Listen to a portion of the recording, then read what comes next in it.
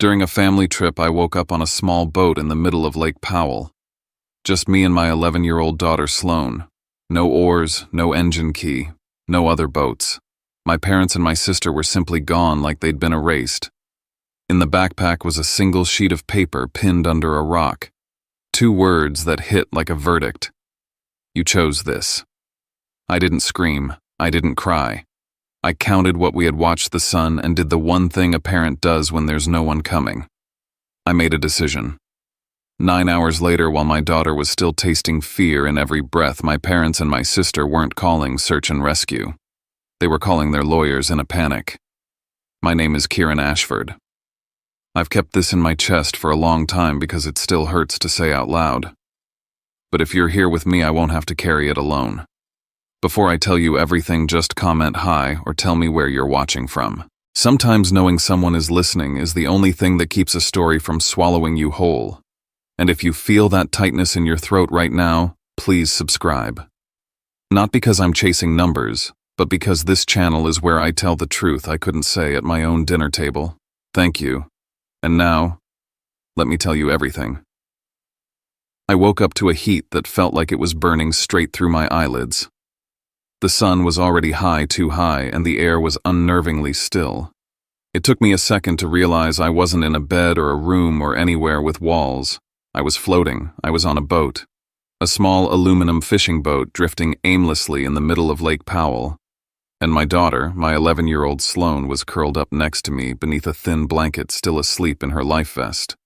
Her lips were dry, the bridge of her nose already pink from the sun. I sat up too fast and my vision wavered, but instinct took over before panic did. I scanned the boat. 2 bottles of water, 1 energy bar, a tiny first aid kit, a backpack I didn't recognize, a thermos that smelled faintly of something floral and too sweet, and under a smooth, deliberate rock, 1 piece of paper. I lifted the rock and unfolded it. You chose this. No signature, no date, no explanation. But in my head I could hear Della, my sister, say it in that perfect little knife-sharp tone she always used when she wanted to pretend she wasn't the one drawing blood. You chose this. I didn't cry. I didn't scream. My brain clicked into survival mode. First, I folded the note, smoothed every crease, and tucked it into the hidden inner lining of the backpack. Evidence. I'd seen enough cop shows and read enough court filings at my old job to know details save you when no one else does. I checked the engine. It wouldn't start. The key was gone. The backup oars were missing too. Both the usual side slots were empty and the cords that normally tied them down had been cleanly untied. There were no flares, no whistle, no emergency GPS, no spare paddle tucked anywhere. Whoever did this had time. They knew what to remove. I checked Sloane. Her skin was warm but not flushed, her pulse slow but steady. I sniffed the thermos again. Chamomile, maybe, but too thick. There was something else in it. I didn't drink it. I didn't throw it away either. I needed to remember everything. And then came the moment I didn't want understanding. This wasn't a mistake. This wasn't someone forgetting us at the dock. This was intentional. I scanned the horizon. The lake stretched wide and quiet.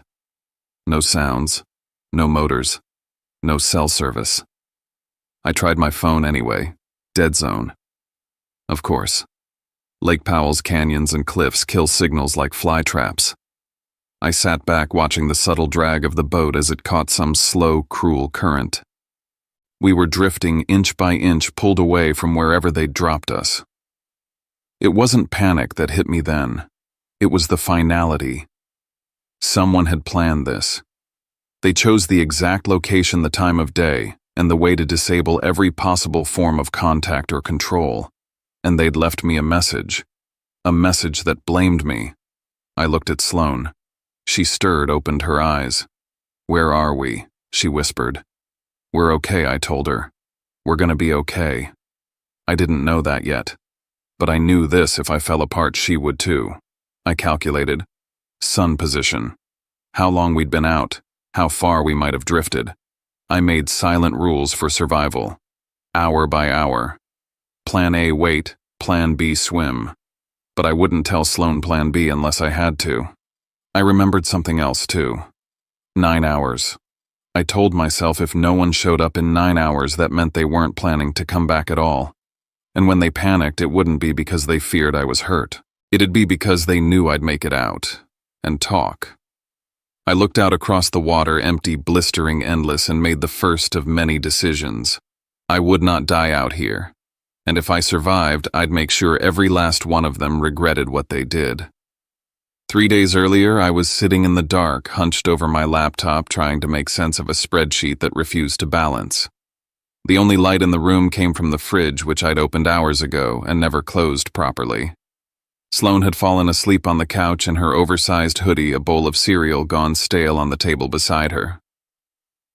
My name is Kieran Ashford, 30-something, widower, father. I live in Mesa, Arizona, where the sun feels like a punishment 8 months a year, and money never stretches quite far enough. I used to work in small claims mediation. These days, I do gig work and freelance document review to keep us afloat. Life's been quiet since Mia died, my wife. Car crash. No warning. Just a Tuesday that broke the world. Sloane changed after that. She laughed, less watched people, more asked questions I didn't know how to answer. At night, she clung to old stuffed animals she used to call childish. She grew up too fast, like kids always do when grief replaces innocence. A few weeks ago, I inherited a plot of land from my late aunt in Pinal County. I didn't think much of it. Just desert and dirt. I figured I'd sell it cheap and move on. Then Della called. My sister hadn't checked in on me in months. Suddenly she was texting, calling, talking about family trusts, streamlining taxes and protecting assets. We should just fold your parcel into the family trust, she said. I asked, why the rush? She smiled through the phone. Just easier this way. For everyone. I wasn't buying it. A few days later, I got an email from a real estate guy I didn't know offering double the market rate. I hadn't even listed the property. That same day, Della casually mentioned that the county might be seeing a huge logistics project coming through data centers' industrial zones. She'd known. They all had. My land wasn't worthless. It was a gold mine. Then came the guilt. My mom Maris called during bedtime when she knew I'd be exhausted. You need a break, honey. Sloane needs air. Come with us to Lake Powell. Della followed up with pictures. A quiet rental house, a boat dock, calm water. No signal out there. Perfect to unplug, she said. Sloane saw the photos. She begged to go. Said she missed the feeling of a full house of cousins and grandparents. I said yes. For her. That same night, Della sent over the trust documents. Pre-filled. Signature line waiting for me. No pressure, but if you sign before the trip, everything's easier, she wrote. I texted back, I'm not signing anything until I know exactly why this land matters. No one replied. And that's when I saw it. A forwarded email left open on the family iPad when we went to dinner, from Della, to a family lawyer. Subject line, custody evaluation and legal capacity bereaved parent. They weren't just coming for the land, they were preparing to paint me unstable, unfit. And I still went on that trip, because Sloane deserved joy, because I needed to know what they were planning, and because somewhere deep down I thought maybe I was wrong. But I wasn't. The road to Lake Powell was long and quiet, with the kind of silence that sticks behind your teeth. Sloane sat in the passenger seat, counting license plates and laughing at a podcast she'd downloaded. I kept my eyes on the horizon and my jaw clenched tight, attention humming in the space between my shoulders that no amount of breathing could release. A message from Della came in just as we passed the welcome to Page sign. Don't worry about the paperwork today. Let's just relax and enjoy the house. We can talk tomorrow. The words were sweet. Too sweet. Like something already rehearsed. I pulled into a gas station near the edge of town, needing a minute to collect myself. I took in the area, long stretches of land without any real homes, just brush rock sky. If someone got separated out here, really separated, there'd be no one to call for help, no one even to hear them scream. We arrived at the rental house near sundown. It was beautiful in the way vacation brochures are: perfect lighting, coordinated throw pillows, soft music in the background. But something about it made my skin crawl. Everything was too clean, too staged. Della greeted us at the door, polished and cheerful, her smile like it had been pasted on. Her husband, Troy, was all firm handshakes and just right eye contact. My parents, Harlan and Maris, floated in the background, calm to the point of eerie. Only Kinsley, Della's daughter, looked halfway real, curled on the couch, glued to her phone, and clearly wishing she was anywhere else. Della led us down a hallway to our room, set off from the others and tucked near the garage. It smelled faintly of oil and forgotten things. "You'll have more privacy here," she said. I nodded. Took mental notes. Didn't push. Not yet. Dinner was a performance. Everyone played their parts. Harlan waxed poetic about family legacy and protecting what's ours. "We can't let outsiders take advantage," he said over grilled chicken. "That land should be in the trust where it's safe." Maris chimed in with practiced softness. "You've done so much alone, Kieran. Let us take care of this. For once." Della leaned forward with a kind of gentle finality. "It's simple. You sign and it all calms down. You don't and, well, that's choosing to isolate yourself. From all of us." Her voice echoed even after the meal ended. That phrase, choosing to isolate, felt like a loaded gun placed gently on the table. The next morning I noticed things, little things. Maris rubbing menthol oil into Harlan's shoulders in the kitchen like some kind of ceremonial prep. Della lining up cups of coffee, staging everything just so like it was all being documented. The mug handed to me was warmer than the others. I tasted it. Sweet in a way that didn't match the usual creamer she used. I said nothing, just kept the taste in my mouth like evidence. "Boat day," Della declared. She passed out sun hats like party favors. "We'll take 3 boats," she said, handing out keys. "You and Sloan take the little one, more bonding time." Troy grinned. "No phones, no distractions," he said. "Old school family time." I smiled, nodded. Inside, I felt the walls move closer. Out on the dock, the separation was too neat to be coincidence. Della, Troy, and Kinsley in one boat, my parents in another. Me and my daughter alone in the smallest. Della handed me a thermos. "Chamomile and lavender," she said. "For nerves. Thought you might want something calming." I hesitated. The scent was too sharp, too sweet. But Sloan looked up at me, hopeful. I couldn't make her feel like I was paranoid. I poured a little into a cap and let her sip it, just enough to soothe her stomach. I told myself that. We pushed off. The lake shimmered under a late morning sun. Sloan sat beside me, smiling, head tilted toward the breeze. I let myself believe it was just a normal day. But then Sloan yawned. Once. Then again. She laid down without a word. I reached for her and realized my own arms were heavier than they should be. The metallic taste in my throat bloomed sharp. My vision narrowed. I heard laughter across the water. Then the distant thrum of a boat engine. Fading. Leaving. I tried to stand to reach for our bag. My hand slipped. My body folded. The last thing I saw before darkness swallowed me was the outline of Sloan, small and still beside me, and water everywhere. When I came to the light was violent. My mouth was dry and my head felt packed with cotton and static. But my first instinct wasn't panic, it was calculation. Sloan was beside me, curled up, still breathing. Her face was flushed, her lips dry. I shielded her with my arm as I sat up and took in everything. Water, sun, no other boats in sight, no houses, no land near enough to reach with a shout. I checked the supplies, 2 half-full water bottles, 1 energy bar, a first aid kit stripped down to the basics, and a thermos I now understood to be the reason I had lost control. Then the note. Still in my pocket. "You chose this." I folded it carefully. Evidence. I wouldn't let them steal the truth. I took inventory like a soldier preparing for siege. I divided supplies. 1 bottle for Sloan, 1 for later. I used my jacket to shade her, tucked the blanket around her legs. Then I looked at the engine. The key was gone. The cable that should have connected it to the battery had been unscrewed, not torn, unscrewed.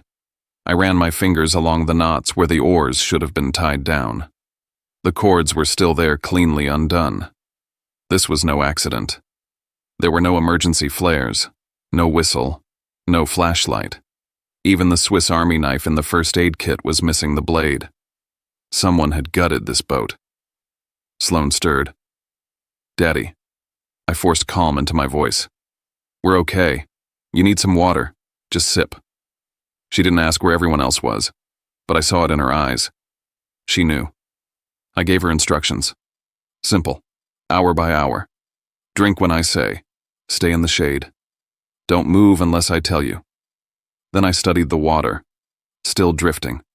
Always away from land. If they'd planned to scare me into signing papers, they'd be nearby waiting for me to break. But there was nothing. No shadows. No noise. Just the sun creeping higher. I started writing. On the back of a receipt I'd had in my wallet. My name. The date. Sloane's age. What we had. Where we were. What was missing. That I was leaving to get help.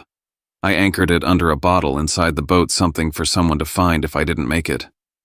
Then I gave Sloane her instructions. Quiet and slow. Stay low. Don't stand up. Don't put your hands in the water. Wave only if you see a boat. Never yell unless you see someone. She nodded. Didn't cry. Just stared at me like she was memorizing my face. I pulled her into my arms. "I'm going to get help," I said. "And I'm coming back. I swear it."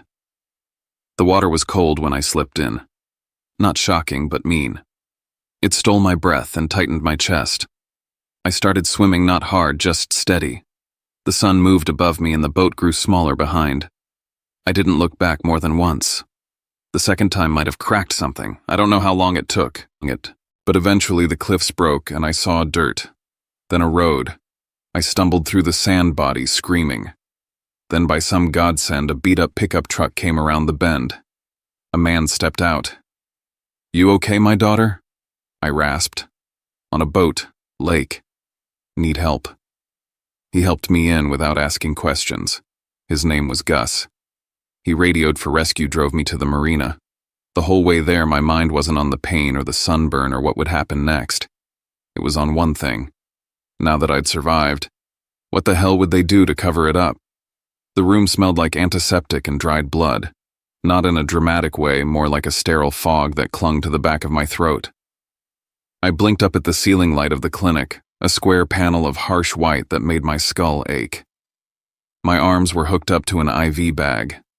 I was shaking. My lips felt cracked. But my brain, that had no choice but to stay awake. Sloane was curled on the cot across from me, wrapped in a blanket. Her cheeks were red from sunburn, her lips dry. She was sleeping shallow and uneven. I could still smell the lake in her hair. I watched her chest rise and fall and tried not to cry. I tried not to scream. Instead, I thought like a defendant.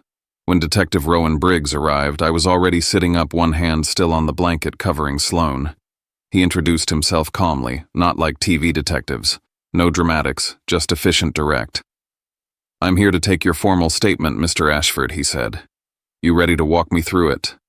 I nodded. I walked him through everything. Slow, careful, exact. The invitation, the vacation house, the morning of the boat ride, the thermos, the fatigue, waking up in the middle of Lake Powell. Then I pulled the folded note from the sealed pouch in my bag. I held it with 2 fingers, careful not to smudge anything. "This was under a rock in the boat," I said. He read it silently, then looked up. "You chose this. That's the only thing on it. Yes, no date, no name, just that." His face didn't change, but I saw the flicker of awareness behind his eyes. He'd seen enough bad things in his job to recognize when something was planned. "I need to ask some follow-ups," he said. "Was the engine functional?" It had no key. The cable was unhooked, and the emergency tools that should have been on board, signal flares, whistle, flashlight, weren't there. Even the oars were gone. Just the ties left behind. He wrote as I spoke. Every word. Later he asked if I'd consent to toxicology. I agreed without hesitation. 2 hours later, the results came back.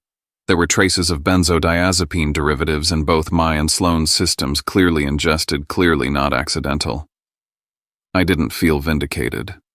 I felt gutted. They'd drugged us. and they drugged my daughter. I didn't say anything at first, just sat there while the room tilted. Not from the medication, but from something worse understanding. They had crossed a line I didn't even think they were capable of. The rescue team had collected the thermos and items from the boat which I'd pointed out. The lab pulled fingerprints from the cap and handle. Detective Briggs came back the next day with an update. Prints matched Della on the lid, Troy's on the base, no gloves. No way for them to claim the thermos just happened to be there.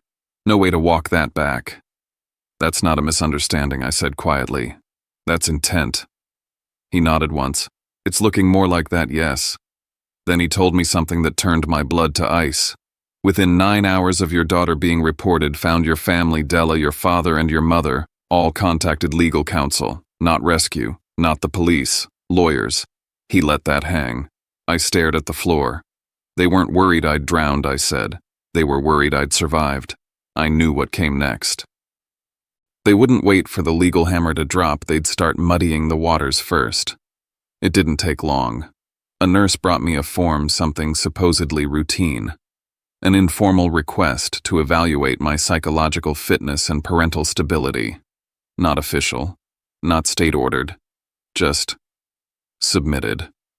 By a lawyer, connected to Della.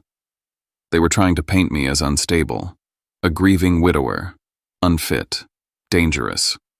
The logic was obvious. If they couldn't erase the evidence, they'd erase my credibility. They'd use family court to do what they couldn't do on the lake, take Sloan away. I straightened up in the hospital bed and called my own lawyer, Elliot Park. He answered on the second ring. I gave him the short version. I need protection, I said. Medical records sealed, custody held, evidence preserved, and I need help building a case before they turn me into the criminal. He didn't hesitate. I'm on it. From that moment, I documented everything. I requested transcripts of the medical evaluation. I made Detective Briggs confirm every detail on the record. I built a list of what we needed footage from the marina. Rental records, receipts, chat logs, weather data, witness names. I didn't have time to fall apart. I'd survived the lake, but now I had to survive something worse. They were coming for me in the only courtroom that mattered. And I knew if I slipped even once, I'd lose my daughter. We got home 3 days later. Sloan hadn't said much during the drive. She just stared out the window, clutching her blanket like it was the only stable thing left in her life. Every time I glanced over, I saw the quiet trauma in her eyes. She'd flinch when the GPS spoke, startle when the blinker clicked. At night, she cried in her sleep. I tried to stay strong in front of her, made pancakes, packed school lunches like nothing had happened. But after she fell asleep, I sat at the kitchen table and reviewed every piece of evidence like I was preparing for war. Because I was. They moved first. A motion was filed through a family court attorney, one working with Della's team. They weren't accusing me directly, but the language was sharp concern over mental instability, impulsivity, and unusual behavior post-bereavement. They even leaned on the note from the boat, "You chose this," claiming it supported a narrative that I had orchestrated something elaborate for attention or worse. They were trying to frame me. Elliot and I responded fast. We submitted toxicology results, the rescue report, the photos of the gutted boat, the thermos, the note, the fact that the fingerprints didn't lie. We filed to protect Sloan's records, demanded that no outside evaluations be permitted without court oversight, and reminded the court that it was we who had nearly died, not the ones bringing the complaint. I sat Sloan down and gave her simple rules. Don't talk to anyone about the lake unless I'm with you. If someone asks questions, you say, "Please talk to my dad." That's it, okay? She nodded, her small face serious. Then Rowan called with a new development. "We've tracked the boat rental logs," he said. "We know when your family checked out and returned. There's a significant gap in reporting." "They didn't report us missing?" I asked. "No. In fact, there's no report at all from your family. Not until after you were found. Employees at the marina had remembered them. Calm, no panic. Even joked about the weather. That's what got recorded. No one seemed surprised you hadn't returned. That kind of calm. It wasn't natural. It was rehearsed. The next crack came from the least likely place, Kinsley. She was overheard by a counselor at school saying something odd. My mom told me not to talk about the tea. The counselor flagged it. Word got to Detective Briggs. The thread was yanked. Then a deleted message surfaced from Della's phone recovered from backup. Once he signs, it's over. Tomorrow it's done. That was the night before the boat ride. Now we had motive, planning, a timeline. And then came the shift inside their own camp. Maris stopped showing up to strategy meetings. She called in a private lawyer. She started asking about mitigating exposure. Harlan. He stayed quiet. No statements. Just a stone face behind a firm-paid defense team. It was clear they were cracking. Pressure exposes fault lines. One more push, and someone would flip. We filed our next move. A demand for forensic analysis on the notepaper ink, even the rock that pinned it. We requested receipts from the rental house. Security footage, parking logs, anything that could show planning. Rowan's tone changed on our last call. We've moved this to a felony investigation. Possible endangerment of a minor. Potential conspiracy. I closed my eyes. This wasn't about trauma anymore. This was about truth. It was going to get ugly. But I'd made peace with that. Because if I let them win, I'd lose Sloane. And no one was taking her from me again. The letter from the court arrived in a thick manila envelope, no warning, no phone call. Just a stamp, a signature, and a hearing date circled in red ink. Emergency custody hearing. Filed by Della Ashford. Request temporary separation of Sloane from my care due to mental instability and concerning behavior. I read it 3 times. Then I sat very still because I knew what this was. This wasn't about concern. It was strategy. The same day, Detective Rowan Briggs called with news from the other side of the battlefield. We're moving forward, he said. The DA's office agrees the case meets the criteria for child endangerment and conspiracy charges. Natalie Kerr's filing it within the week. 2 courts, 2 fronts, 1 daughter in the middle. It was a tactic divide and conquer. If they couldn't stop the criminal indictment, they'd win in family court, first paint me unstable and weaken my credibility before I ever took the stand. I didn't sleep that night. I watched over Sloane as she slept curled up on the couch, a cartoon humming quietly in the background. Her face still had that drawn, wary look, as if she hadn't felt safe since the lake. And now, they wanted to rip her away from me. At the emergency hearing, they came dressed in the soft colors of concern. Della, in a pale sweater, said her attorney, speaking gently, almost sympathetically. They handed over a packet of selective evidence-clipped messages I'd sent during my lowest moments after my wife died, testimony from a distant cousin who hadn't seen me in years, and a typed summary of concerning behavior that was vague and speculative. Most damning, they tried to spin the note from the boat, "You chose this," as if I'd written it. As if I'd planned some dramatic scene for attention. I felt the heat rise in my chest, but I didn't flinch. They were waiting for that, an outburst, an angry denial they could point to and say, "See, he's unstable." I stayed quiet until it was my turn. Elliot Park stood first. His voice was clear, confident, no frills. "We have toxicology reports proving Mr. Ashford and his daughter were drugged. We have a police report documenting a tampered vessel, a boat stripped of oars and ignition keys. We have a rescue report, a physical note handled only by the suspects and our client, and a full chain of custody on all materials submitted into evidence." He dropped the stack of folders on the table like a gavel. "Whatever this is, it isn't concern. It's retaliation." I followed his statement with my own request that the court appoint a guardian ad litem to objectively assess Sloane's well-being, and if needed, I'd submit to a full psychological evaluation by a court-approved professional, not one handpicked by the people who tried to drug and abandon me. They didn't expect that. While the courtroom murmured, the forensic report arrived like a nail in the floorboards. The note, the one left under the rock, was typed on a printer matching the exact model used in Della's home office. The paper brand identical to the reams found in her family's rental property down to the watermark. Even worse, the thermos. It had fingerprints from both Della and Troy. So much for the "we didn't know" defense. Then Gus Herrera, the man who pulled me and Sloane from the water, testified via video call. He'd seen the family return to shore. They weren't panicked, weren't calling out, just sat on the dock, real calm like they were waiting for something. But it was Kinsley who fractured the story wide open. Through her guardian ad litem, her words were entered into the record. Mom told me not to talk about the tea. She said it was grown-up tea, not for kids. I felt sick to my stomach hearing that. Another child caught in the lies of adults. The final crack came from my own parents.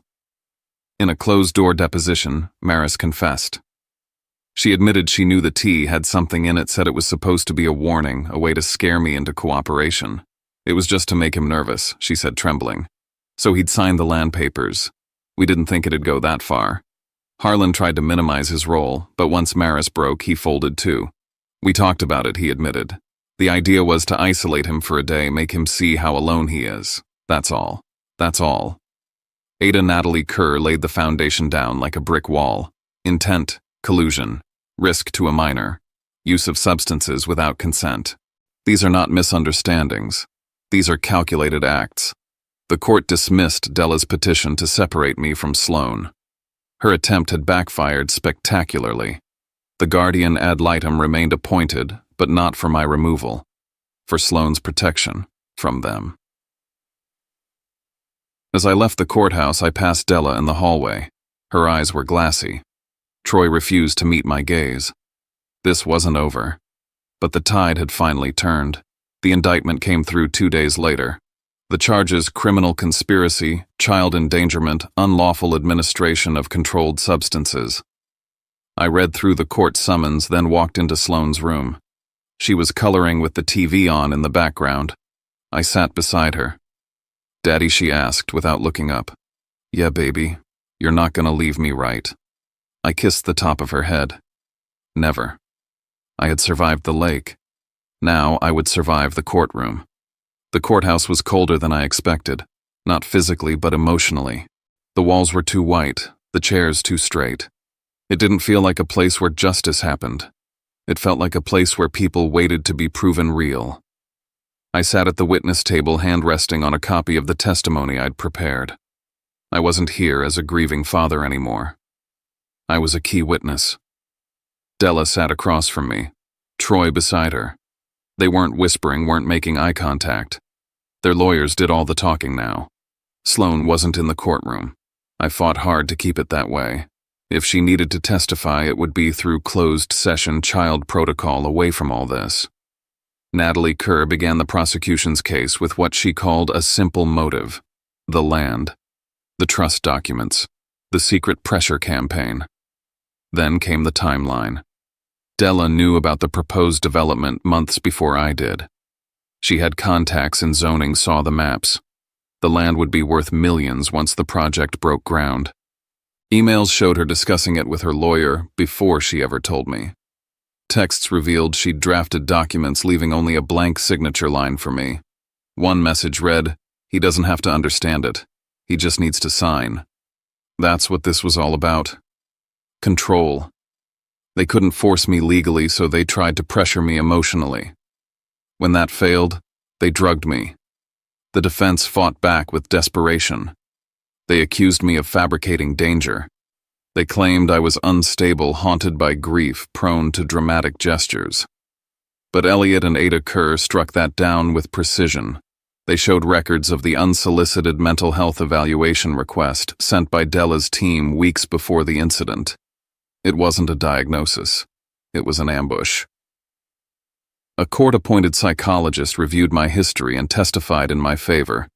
There's no clinical evidence of instability. If anything, Mr. Ashford has demonstrated resilience and emotional control under extreme pressure. Then came the timeline bombshell.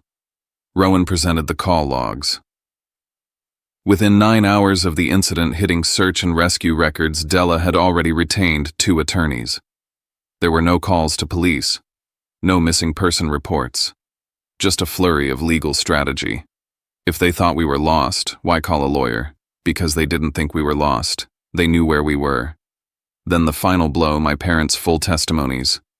Maris admitted she knew the plan included sedating me.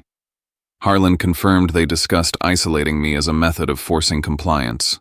They weren't innocent. They weren't confused. They had just been counting on silence. The judge didn't blink. Della was found guilty on all counts with aggravating circumstances due to the involvement of a minor. Troy was convicted as an accomplice, lesser sentence, but prison time nonetheless. My parents avoided jail by cooperating, but they were placed under probationary supervision and barred from contact with Sloan unless a court reapproved it. It wasn't revenge. It was a line drawn in stone. After sentencing, I filed the final piece of paperwork. The land was placed into an irrevocable trust under Sloan's name, locked until she turned 25. It couldn't be sold. Couldn't be borrowed against. It was hers, and only hers. I dissolved every financial tie to my family. Closed shared accounts, changed legal contacts. I kept copies of everything medical, legal, digital, and stored them in a vault under my lawyer's supervision. We moved away shortly after. Not far, but far enough. A small home, quiet, simple. Sloan started therapy. I started sleeping again, mostly. Some nights she'd still ask me to check the doors. Some mornings she'd ask, "Are you sure we're safe?" And every time I'd say, "Yes, baby. We're safe." Because this time, we really were. I didn't need to scream. I didn't need revenge. The truth was louder than anything else. And now it belonged to us. I never thought survival would look like this, quiet, steady, and painfully ordinary. Not a grand victory, not a dramatic ending. Just me and my daughter waking up in a home that's ours, free from fear, free from control. I didn't win because I fought harder. I won because I refused to let them rewrite my story. I chose truth. I chose protection. And most of all, I chose her. Every parent thinks they'd do anything for their child, but you don't really know what that means until the people who raised you become the ones you have to protect your child from. I've told you my story because silence never saved anyone. If even one part of this hit something in you, if you've ever had to stand alone to protect someone you love, then I hope you know you're not alone. If my story meant something to you, please consider subscribing to the channel. It helps more than you know, and maybe it'll help this story reach someone who needs it most.